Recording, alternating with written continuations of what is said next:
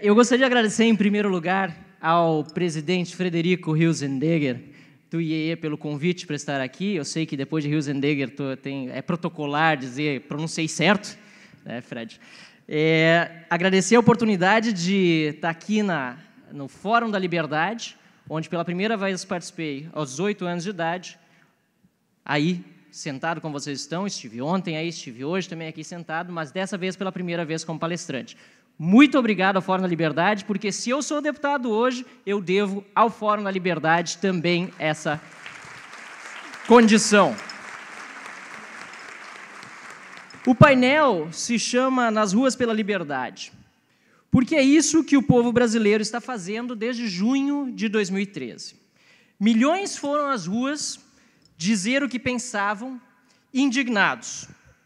É verdade, não era pelos 20 centavos, era por muita coisa diferente. As manifestações foram desorganizadas, mas foram também pacíficas, até aparecerem os vândalos Black Blocs, que nós sabemos quem patrocinou. Havia um clima de indignação, mas não havia uma pauta. Havia uma insatisfação com todos os serviços prestados pelo Estado brasileiro. A liberdade de expressão, sobre a qual nós estamos falando aqui, estava sendo exercido na rede e nas ruas. Mas a expressão do que era a liberdade era imprecisa. Queríamos ser livres, mas nós não sabíamos exatamente do quê. A presidente da República tentou em rede nacional em 2013, vocês lembram bem, até a gramática eles querem mudar, né? Uma droga. Dar uma resposta. Convocou seus marqueteiros para fingir que entendia as ruas. Prometeu reforma política como solução universal, naquela época também. Incluiu o tema da mobilidade para satisfazer quem pedia passe livre. Tentou impor a sua pauta e a pauta do seu partido a um movimento que era espontâneo, a um movimento que era pluralista. Resultado? O resultado foi óbvio, fracassou. Era lógico que fracassaria. O povo não quer que o governo imponha a sua pauta, o povo quer de volta o poder que o PT tomou para si. Os Black Blocs, naquela época, assustaram os manifestantes, mas a indignação, ela permaneceu, ela ficou latente. E essa indignação voltou a aparecer agora, após a reeleição da Dilma, que foi assentada em uma campanha mentirosa, baixa e imoral. Logo após as eleições, o povo voltou às ruas. Não em grandes números, mas também não com timidez. Agora, em 15 de março e em 12 de abril, foi a ebulição. Estivemos nas ruas a centenas de milhares, aos milhões. Dessa vez, porém, nós fomos às ruas de forma organizada, porque agora nós temos pauta, nós temos pautas. Dessa vez, nós decidimos não voltar para nossas casas sem uma solução. Mas o que foi que nos levou às ruas? Quais são as causas de tudo isso? E quais serão os efeitos? Eu diria que há causas estruturais e há causas conjunturais. As causas estruturais decorrem da formação política do nosso país e do nosso desenho constitucional. Eu vejo ao menos duas causas estruturais principais. Não sei quem é que está cuidando do PowerPoint, mas eu queria que o meu primeiro slide aparecesse aqui na tela. A primeira causa é a estrutura da nossa separação de poderes, pois no Estado moderno, o que nós conhecemos aqui como poder executivo tem 3 funções diferentes. Como muitos sabem, morei, estudei e empreendi na Holanda. Tive a oportunidade de conhecer uma estrutura de 3 poderes bem divididos no que nós conhecemos como poder executivo. Temos uma chefia de Estado, representada na Holanda pelo monarca, mas que também é representada em outros países, pelo presidente da República, eleito pelo voto popular, é o caso da Alemanha, por exemplo, é o caso de Portugal. E o chefe de Estado, ele não representa uma ideologia, ele representa a nação como um todo, ele não é vaiado em estádio de futebol,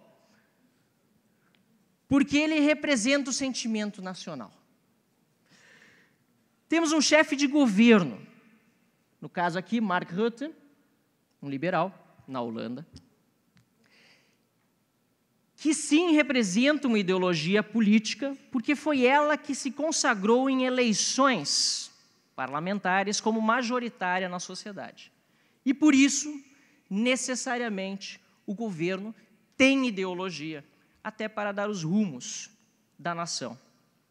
E uma administração que vocês veem aqui não é representada por pessoa nenhuma, que é independente. Uma administração em que há eficiência, a competência e a valorização do mérito. E não há interferência política, ou se há, é muito, muito pequena, quase irrelevante. Se nós fôssemos fazer o mesmo slide que eu apresentei sobre o caso holandês, ou sobre qualquer outro país parlamentarista, que é, aliás, na ciência política, todos os países parlamentaristas têm a maior taxa de sucesso democrático. Se nós fizéssemos o mesmo slide no Brasil, como será que o slide ficaria?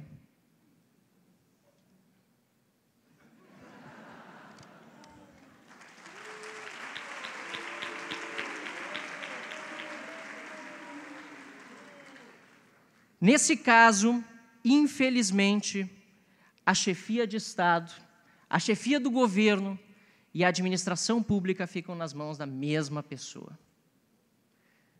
Dilma Rousseff, Dilma Rousseff, Dilma Rousseff. Poderia ser Fernando Henrique Cardoso, poderia ser qualquer outro presidente da República que nós tivemos no Brasil. Esse é o caso no Brasil. Nós temos uma divisão de poderes, um sistema que é institucionalmente falido. Temos políticos profissionais e a administração pública é política. E o governo precisa comprar todo o tempo a sua base aliada dentro do Congresso para conseguir governar. O fenômeno da multiplicação de CCs é o resultado disso e é o modo como a presidente invade o espaço da administração pública, submetendo ao interesse político do momento. É evidente que assim não é possível termos serviços públicos decentes. A segunda causa é a estrutura federativa do nosso país. O poder político verdadeiro está em Brasília, junto com a maioria do dinheiro dos nossos impostos, quando, na verdade, deveria ficar nos municípios onde nós vivemos. Qualquer solução que dependa do Estado passa por Brasília, e isso afasta o cidadão da política, desincentiva a participação. Para termos uma ideia, o nosso Estado do Rio Grande do Sul enviou para Brasília, em 2013, mais de 54 bilhões de reais e recebeu de volta apenas 12.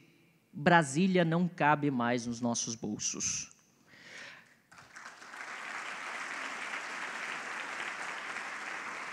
Além disso, como os políticos são profissionais, o cidadão não vai fazer política. Política deixou de ser missão, vocação, para virar profissão. O ambiente é hostil à novidade.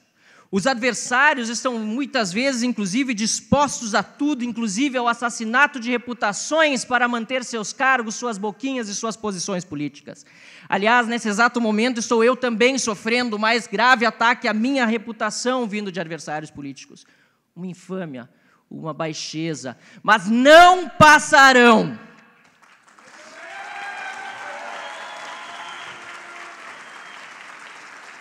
Em suma, o cidadão está tão afastado da política que não vê uma solução mediada pela própria política. E, no mais das vezes, como disse Ronald Reagan, o governo não é a solução, o governo é o problema.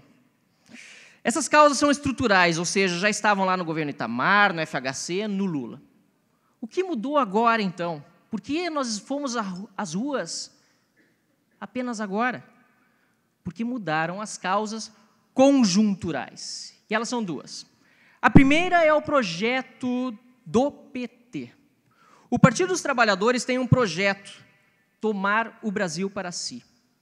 É um projeto de poder, não um projeto de governo. Isso já foi dito diversas vezes. Esse projeto está baseado na divisão da sociedade, jogando negros contra brancos, homossexuais contra heterossexuais, pobres contra ricos. É a renovação do pensamento de classes de Marx. Semeiam as diferenças para denunciar o ódio.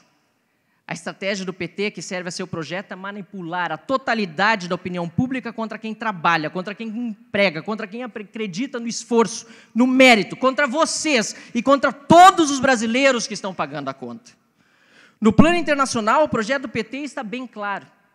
É a submissão completa do Brasil ao bolivarianismo e ao Foro de São Paulo. Ao financiar obras e perdoar dívidas de ditadores amigos,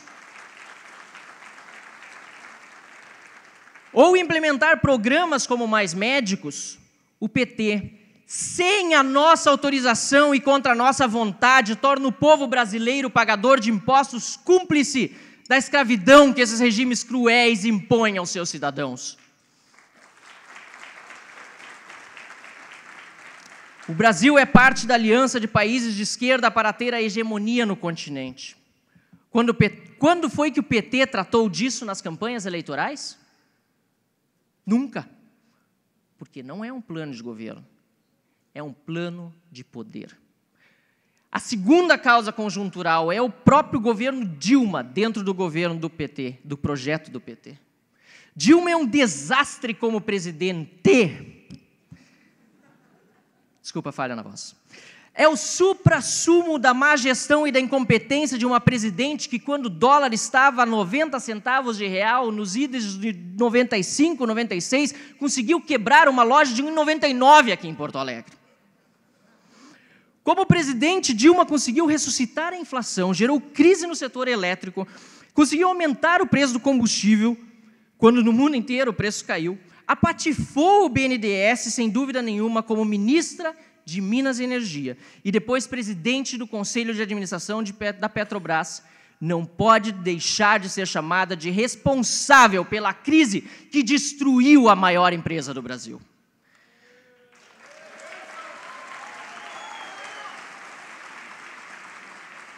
Dilma viu durante o seu governo ser denunciado o maior escândalo de corrupção do planeta. E se o Lula estivesse aqui, ele teria que dizer que nunca na história deste universo houve tanta corrupção. O argumento dos petistas é que nunca se prendeu tanto peixe grande. Falta dizer que a maioria foi fisgado dentro do seu próprio aquário. A união dessas causas estruturais e conjunturais causou uma explosão. O povo se jogou nas ruas, com pautas, organizados, milhões literalmente. O inimigo está bem identificado, projeto do PT e o governo Dilma.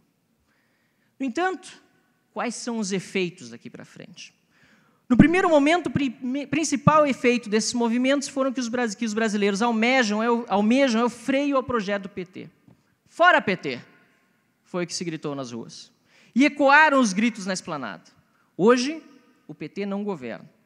O PMDB assumiu o país, quer queiram, quer não. Vai tocar a reforma política. Pelo menos não vai ser o PT, porque o PT propondo a reforma política é como se a reforma do sistema a reforma penal fosse proposta pelo PCC. Mas os efeitos de longo prazo são talvez mais importantes e passam por esse momento aqui. O Brasil está precisando, demandando melhores ideias, melhor governança e melhores líderes. A batalha das ideias está evoluindo. Eu disse no início que sou o resultado disso como deputado que fui eleito com uma plataforma de valores liberais. A vanguarda hoje não é esquerdista, ela é liberal. O jovem bem informado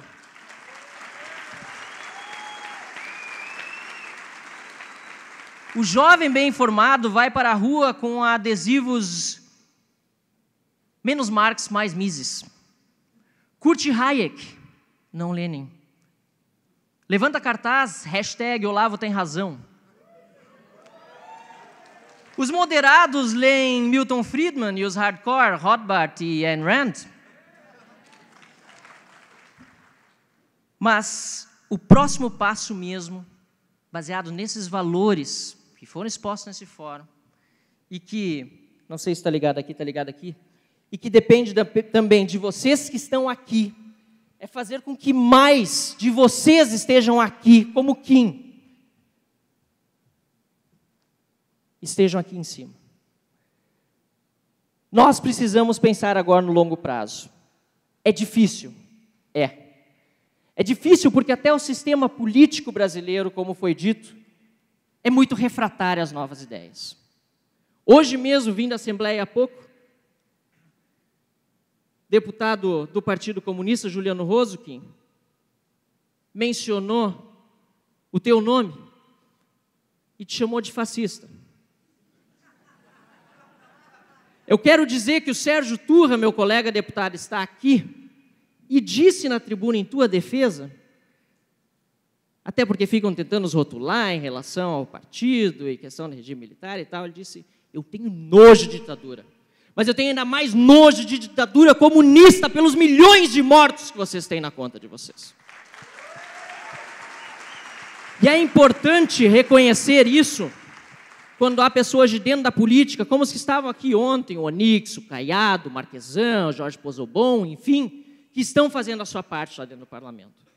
E também é importante que aqueles que estão aqui se interessem por política, concorram nos seus diretórios acadêmicos, os DCEs, concorram nas câmaras de vereadores dos municípios, a deputado estadual, a deputado federal, participem da política. Façam valer a sua voz nos espaços que nós perdemos durante os últimos anos, muitas vezes por omissão. Como também está fazendo agora o Ricardo Gomes, que foi presidente do IEE, e o Fábio Osterman, que hoje estão junto comigo lá na Assembleia Legislativa. Muito obrigado pela dedicação de vocês, eu preciso dizer aqui, porque são também associados do IEE. E com a liberdade de expressão e de manifestação, que fazem desse país o país em que eu quero viver, como sempre digo, não quero viver em outro país, quero viver em outro Brasil, um Brasil próspero, democrático e livre, com a garantia da manifestação que me dá a Constituição, que me permite este Fórum da Liberdade e que me exige a consciência, eu só quero concluir dizendo aquilo que as ruas estão dizendo também. Fora PT! Obrigado.